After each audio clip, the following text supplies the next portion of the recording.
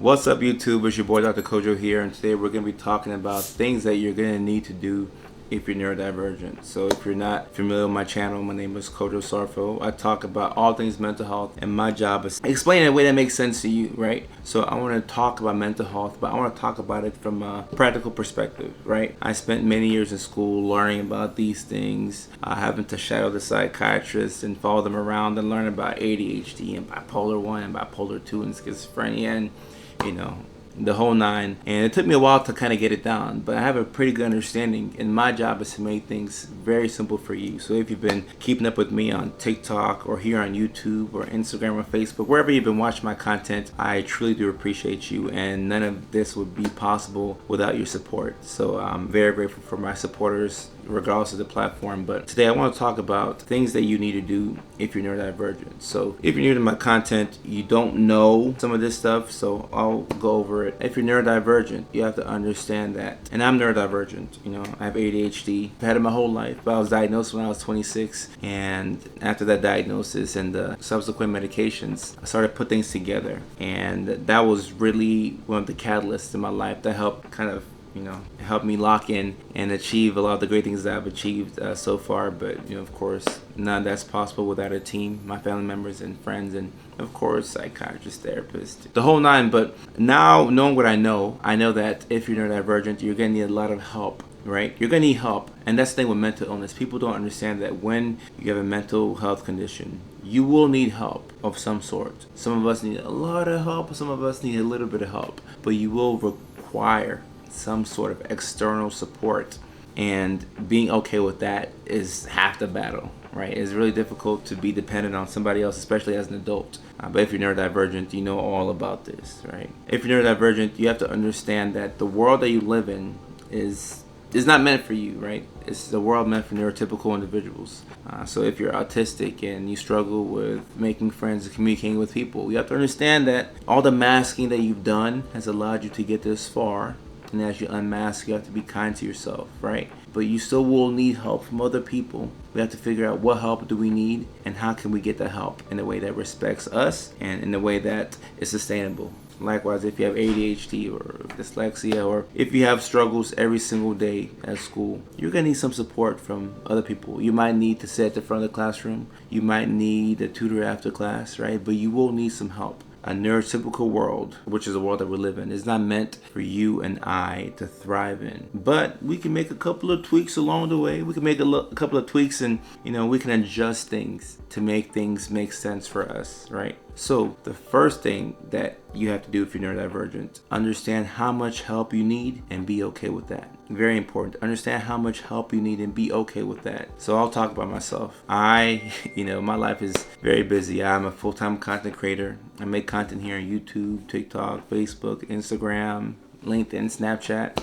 I have to have a whole team, almost 8 individuals. 8 people on my team who help me keep things organized. I have an assistant, publicist, manager for the comedy side of things. I have a lot of help. Without these people, I could not do what I do. And I've had to make peace with the fact that I need so much help, because it does suck having to depend on, having to be dependent on so many people. But I need the help. I need the help to get the social media going. All of those people help me get things going on that side of things. When it comes to seeing patients, I've been doing telepsych for the better part of the last 4 years, but now I do see patients in person, and I'm not sure how long that will go on for, but it's been pretty cool seeing people in person after I haven't done this in many years, right? But when I see patients, especially when I start a new assignment, I have to take my medications. I gotta take my Adderall XR, right? So I need help from my psychiatrist to say, hey, it's that time of the month, almost like I'm having a period. It's that time of the month, can you refill my meds? Boom, boom. I have a video appointment with her every 2 to 3 months just to check in and make sure that everything is okay. Woo, woo, woo. We check in and make sure we're all good to go, and then she'll send the prescriptions in. I know how this process works because I do the same for my patients. I know, you show up to your appointment, you tell her how you feel, how you've been sleeping, how you're able to focus, how I'm managing things. And she'll check me up and say, okay, cool. We'll send in your prescription to the pharmacy. Let me know when you can pick it up, and,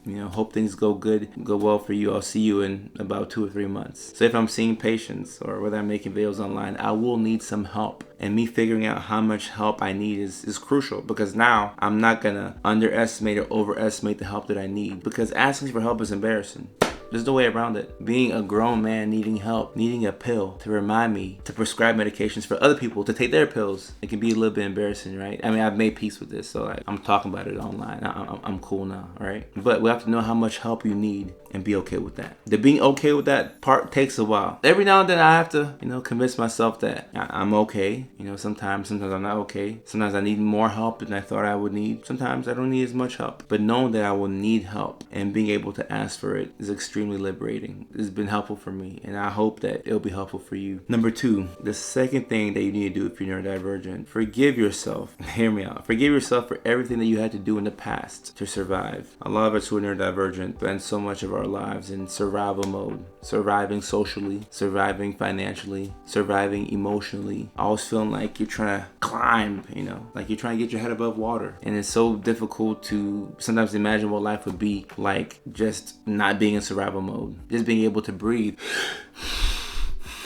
Just being able to breathe, right? So the things that we do to fit in with our neurotypical peers, the masking that you've done over the years, the parts of yourself that you've suppressed, just to be able to, have a couple of friends here and there and not be so lonely. You gotta forgive yourself, because as you start to like and understand who you are, you sometimes might be disgusted thinking about all the things that you did in the past to fit in. You remember the times that you had to suppress the parts of yourself that you weren't comfortable with because you weren't sure people would like it. All that people pleasing. We got to put that to the side. But you have to forgive yourself. You have got to forgive yourself. It's something that I struggle with. And it's funny because forgiving other people is somewhat difficult, right? And I always tell my people online, whenever I go live on Facebook, by the way, you should check it out, Late Night with Dr. Kojo, every Monday, 6 p.m. California time, 9 o'clock on the East Coast. You just got to plug that in. But whenever I go live, I tell my people, my loyal Mickey Fickies, I always say, forgiving somebody else is for you, right? Forgiving other people is really self-liberation. But what could be harder than that is forgiving yourself. Forgiving yourself is kind of dicey. It's kind of dicey because sometimes it's easier to forgive other people and say, okay, well, we'll make excuses for them, or either way, we'll let them have it. But forgiving ourselves, forgiving a former version of yourself, whether it was yesterday, whether it was last year, whether it was 5 years ago, it's important for you to forgive yourself and understand that you did the best with what you could at that time. With the information that you had at that time and with the person that you were, you did the best that you could. Why are you going to judge yourself anymore? It's pointless. Forgive yourself. And like I say, if you're neurodivergent, you're playing in a world that really isn't designed for you. You can make a couple of adjustments, loosen up a couple of screws, put things in a bit of a different order for things to make sense for you, right? Forgive yourself. You did the best that you could with the information that you had. This video is permission for you to forgive yourself. So if you need to, pause this video, go outside, take a deep breath, a couple deep breaths. It's okay to forgive yourself. I'm giving you permission. The third thing that you need to do, understand that the people that are around you will probably make or break the things that you want to do.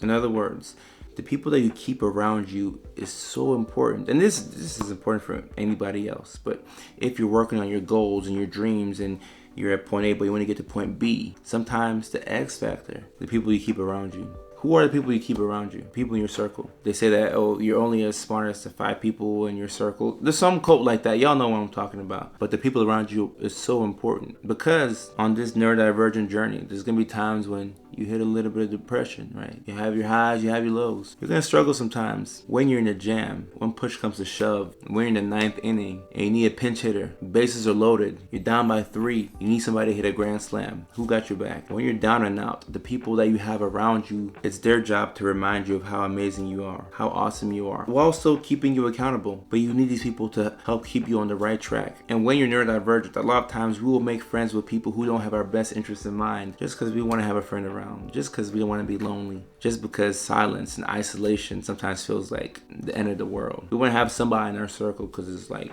all right, am I going to be by myself? And sometimes you do want to be by yourself. And isolation, what do we know about isolation? There's a lot of health risks that comes with being isolated. Heart disease, type 2 diabetes. It's okay to be by yourself. I'm by myself right now. I like being by myself. It's okay. I'm on the road now, so I'll be by myself every now and then. When I'm back home in LA, I'm around a lot of people and, Hollywood and, fellow influencers. And, it's cool. It's cool. But I do enjoy being by myself. But I know that I gotta have people around me. And last year I was way too isolated. So that's why I realized, okay, we have to switch it up. We can be at home, but tell us like we have to get back in front of people. And like that human connection is very important. It's very important. The people that you keep around you, the people you keep in your circle, who are those people? And keep in mind, having 2 solid Mickey Fickies is sometimes enough. We feel the pressure a lot of times to have a lot of folks around us because we want numbers, we want volume, we want good times. Sometimes you'll have people in your circle who they're not bringing anything to your life, but they're just there because they're there. Oh, that's my homeboy. We've been friends for like 30 years, so he's gonna be my friend. Every now and then it's good to audit the people in your circle and ask, is this person bringing any value to my life? Am I bringing value to their life as well? Are they helping me or are they hurting me? Because if you are neurodivergent, you have to understand that you kind of are at a disadvantage as things are in the neurotypical world. But you're not a victim. You're not a victim, right? ADHD, autism, dyslexia, whatever the case may be, bipolar disorder, it's an explanation for the things that you do and the way that you are. But you're not a victim. It's not an excuse. You're still as amazing as you think you are. You're still as awesome as you think you are. You can do anything you put your mind to. I believe in you. A lot of times, you'll need people around you who recognize how amazing you are. You go through that rough patch, say, hey, bring it in. Bring it in. You really are an amazing person. You just hit a bit of a rough patch. I got you. I got your back. I'll lift you up. Likewise, when they're falling, you lift them up too, right? You got my back, I got yours. I scratch your back, you scratch mine. That type of thing. And people who want your best interest will also keep you accountable. People who want you to reach your full potential, they'll keep you accountable, but they'll also be mindful of the fact that, okay, this person has chronic pain, so, there's only so much that they can do. This person has, they're out of their ADHD medications. I know how that's like. So they're behind on some work. So we'll help them out. I'm going to come over to their house, do a little bit of body doubling. I sit over here in the living room. You're out there in the kitchen. I get my work done. You get your work done too. Let's both put our shoes on so we can be more productive. That sort of thing. A good friend's going to look out for you. And whether you like it or not, like a lone wolf doesn't go too far, but a pack of wolves, you can go very far. It's very common in the neurodivergent experience to find yourself in those social circles where people, they're not really your friend. They're just kind of keeping you around so that they can, laugh at you, think they're laughing with you, and, that people-pleasing sort of thing. But like I said in the second tip, forgive yourself. Forgive yourself for the things you did in the past to fit in. You did the best that you could with the information that you had. It's a brand new day. Today's the first day of the rest of your life. And we're going to be as excellent as we think we can be, as brilliant as we believe ourselves to be. And we're very capable of doing anything we put our minds to. We just might need a little bit of help. So hopefully this information is helpful for y'all. This long form YouTube type of thing, I've been flirting with it mentally. I've been making videos in my head. I just haven't put it out.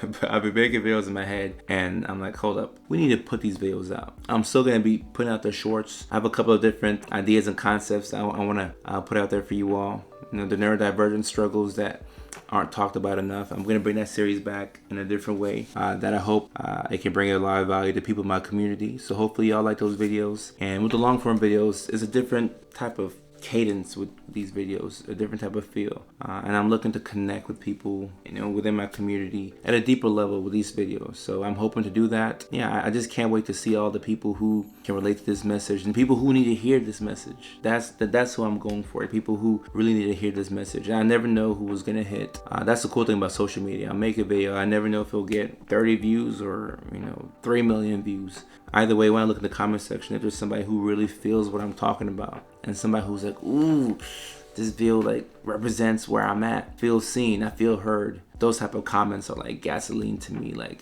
that's the fuel I need to help me get to where I'm trying to go on this content creation journey. So hopefully this information is helpful for you all. Like, comment, share, subscribe, whatever YouTubers have to say at the end of the videos. But if you're not new, well, that doesn't make sense. If you're new to my channel and you don't know who I am, my name is Kojo Sarfo. I just want to remind you that a lot of people care about you, and I'm one of them. Have a good night. Peace.